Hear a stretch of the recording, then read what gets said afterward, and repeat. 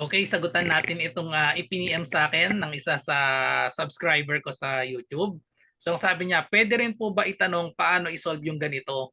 Uhuhu. Salamat po, sir. So ayan, so para sa mga hindi nakakaalam, meron din akong playlist ng integral calculus at differential calculus. And then soon mag-upload ako ng differential equation. Okay? Kapag hindi na busy sa civil service. So yun kasi ang ina-upload ko ngayon puro sa civil service exam. Okay, so sagutan na natin. So ito yung problem. Integral of x dx over square root of 3 minus 2x minus x squared. So meron tayong x squared dito, quadratic. So ibig sabihin, pwede natin gamitin dito yung trigonometric substitution. So ano-ano ba yung trigonometric substitution? May tatlo tayong trigonometric substitution pwede natin gamitin kapag nasa form man na a squared minus u squared, pwede natin gamitin dito yung u is equal to a sine theta. Kapag naman u squared plus a squared, yung u function, yung a ay constant. Tapos kapag plus siya, u equals a tangent theta, and then pag nabaligtad, u squared minus a squared, pwedeng gamitin yung u equals a secant theta. Sa problem natin, malinaw naman na una yung number, tapos minus yung x natin. So therefore, ang gagamitin natin dito ay itong una. So burahin na natin itong pangalawa, tsaka yung pangatlo. So trigonometric substitution na gagamitin natin ay u equals a sine theta. So ngayon, isimplify lang muna natin ito. So isimplify lang natin. So scratch muna tayo. Tanggalin ko na muna yung nasa square root niyan. So 3 minus 2x minus x squared, i-factor out natin yung negative sign. Pag pinactor out natin yung negative sign, magiging positive na parehas yan. Okay? Pinactor out natin yung negative sign.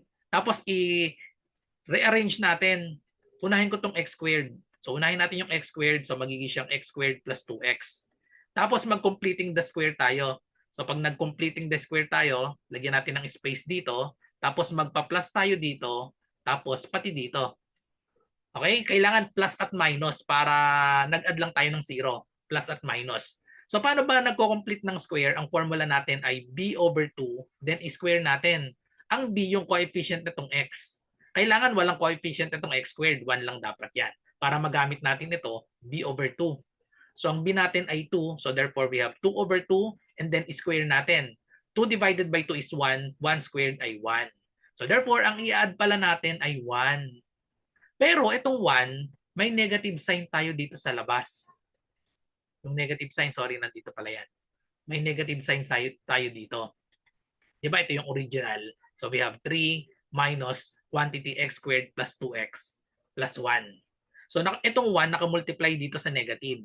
So ibig sabihin, itong plus 1 pala dito, minus 1 pala ang katumbas niyan. So dahil nag-minus 1 tayo dyan, mag-add tayo ng 1. So may minus dito, so minus 1 plus 1 equal lang yun sa 0. Tapos itong plus 1 na ito, pwede nating i-add dito sa 3. So therefore, magiging na siyang 3 plus 1. So we have 4 minus x squared plus 2x plus 1. Tapos ito, perfect square na yan. Tapos itong 4, pwede yang isulat as 2 squared. Ito, perfect square trinomial na yan, pwede yang isulat as square of binomial, square root of x squared, x, square root of 1 ay 1. Positive yung middle term, so therefore, ayan na siya. So isulat natin dito, equal na siya sa integral of x dx over the square root of 2 squared minus x plus 1 squared. Nasa form na a squared minus u squared. So pwede na natin gamitin ang trigonometric substitution. Okay, so burahin na natin itong scratch natin dito. Yan. Gamitin na natin ang trigonometric substitution. Gamitin ang trigonometric substitution. Ano ang magiging u natin dito? Ang magiging u natin ay itong function na to, yung may x, x plus 1. Tapos ang a natin ay equal dito. Yung walang square, so 2 lang. So ang a natin ay 2 lang. Okay? So tapos i-apply natin ito. U is equal to a sine theta. So therefore, u is equal to a, or ang u natin, sorry, ang u ay x plus 1. So magiging na siyang u ay x plus 1 Ang A natin ay 2. So we have 2 and then we have sine theta. So 2 sine theta. Then kunin natin ang differential ng both sides. Differential of x plus 1. So we have dx equals differential ng sine theta. Kopyahin lang yung 2. Differential ng sine theta ay cosine theta. Okay? So derivative ng sine, cosine. So cosine theta d theta. Okay. So ngayon, i-apply na natin yung substitution natin. So magiging equal na ito sa ito, mata-transform na siya. Pwedeng mag-drawing muna tayo ng triangle dito para makumpleto natin yung substitution natin. Right triangle, ito yung theta natin. Tapos gamitin natin itong sin theta. Ibig sabihin na to, sin theta is equal to, itong 2 i-divide lang natin dito. So we have x plus 1 over 2. So ang sin theta ay opposite over hypotenuse. So katowa. So kung ito yung theta natin, ang opposite natin ay x plus 1. Hypotenuse ay 2. So therefore, itong side na ito, applying the Pythagorean theorem, ito yung magiging 2 squared, square root of 2 squared minus itong isang other leg natin, square root of, quantity x plus 1 squared. Okay? So itong side na to ay square root of 2 squared minus x plus 1 squared. Na same yan dito same yan dito. Na-simplify lang ito. Okay? So pagpatuloy natin dito. Oops, thank you for watching agad. Dito ko isusulat. Ayan, para malaki yung space natin. I-substitute na natin ang value ng x ay, ang x ay, ito yung x. Tanggalin natin yung positive 1, ilipat sa kabilang side. E di ang value ng x ay magiging 2 sin theta. Ito yan, 2 sin theta. May plus 1 dito, so magiging minus 1. Okay? Tapos yung dx natin, ang value ng dx, ito yung dx. 2 cosine theta d theta. And then over itong square root of 3 minus 2x minus x squared, same yan dito. Paano natin i-express to as trigonometric function? Pwede natin gamitin ito yung theta natin, adjacent over hypotenuse. So ang adjacent over hypotenuse, that is cosine theta. So cosine theta is equal to, so itong buong term na ito, square root of 2 squared minus quantity x plus 1 squared over the hypotenuse, 2. Ayun, 2. So syempre dito sa denominator natin, wala namang over 2. So itong 2, pwedeng ilagay natin dito sa kabilang side. I-multiply natin. So magiging same yan dito. Okay? So nilipat na natin yung denominator na 2 dito sa cosine theta. So therefore, itong buong denominator natin, mapapalitan na ng 2 cosine theta. Okay? So ngayon, i-simplify natin. Pwede pa lang i-cancel out na lang itong 2 cosine, cancel yung 2, cancel yung cosine theta. Yun, simple na.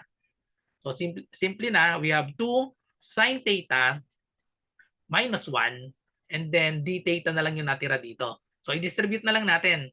So i-distribute natin itong 2, tanggalin, ilabas na natin yung 2. So we have 2 times sin theta, distribute lang natin yan, and then we have d theta minus integral of d theta. Okay, so may direct formula na tayo parehas dito. So anong formula natin? Integral of sin u du, ang magiging sagot diyan ay integral niyan ay negative cosine u plus c. Kasi di ba ang derivative ng cosine ay negative sign. So pag ginawa natin ang integral ng sign, that is negative cosine. Okay? So therefore we have ang integral na daw nito ay, so we have, ilabas na natin yung negative dito sa 2. So negative 2 cosine theta, yun, negative 2 cosine theta. Direct formula na dito. Tapos minus integral of d theta, theta na lang ito. Okay? So theta plus c. Okay? So tapos, kunin natin yung value ng cosine theta tsaka nitong theta. Gamit yung trigonometric substitution, ito yon, x plus 1 equals 2 sin theta. So tapos itong cosine theta, ito na yan, di ba? May value na yan, cosine theta pala. So ibabalik natin ngayon yung cosine theta na over 2. May over 2 dito. Tanggalin natin itong 2 dito. Okay? So therefore, tas may negative 2 pa dito, makakancel lang pala yon. May negative 2, ang cosine theta natin ay ito, square root of 2 squared minus x plus 1 squared over 2. So makakancel na yung 2. Makakancel na 2 tas may negative dito. Minus theta. Ano yung theta natin? Balik tayo dito. Balik tayo dito, x plus 1 equals 2 sine theta. So isolve lang natin yung theta dyan.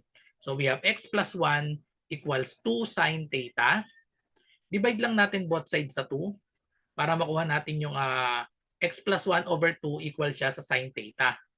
So para makuha natin yung theta, kunin natin yung arc sine ng both sides. Both sides. So arc sine x plus 1 over 2 equal na siya sa theta. So minus, ito yung value ng theta. So meron tayong arc sine of x plus 1 over 2 and then plus c. So i-simplify na lang natin. Tandaan itong square root of 2 squared minus x plus 1 squared. Same yan dito sa denominator natin. So pwedeng ito na lang yung isulat natin. Okay, so tapos may negative sa labas. So negative square root of, balik tayo dun sa original na given, 3 minus 2x minus x squared and then minus arc sine of x plus 1 over 2 and then plus the constant of integration c. Ito na yung ating final answer. Okay, so that's it. Thank you for watching.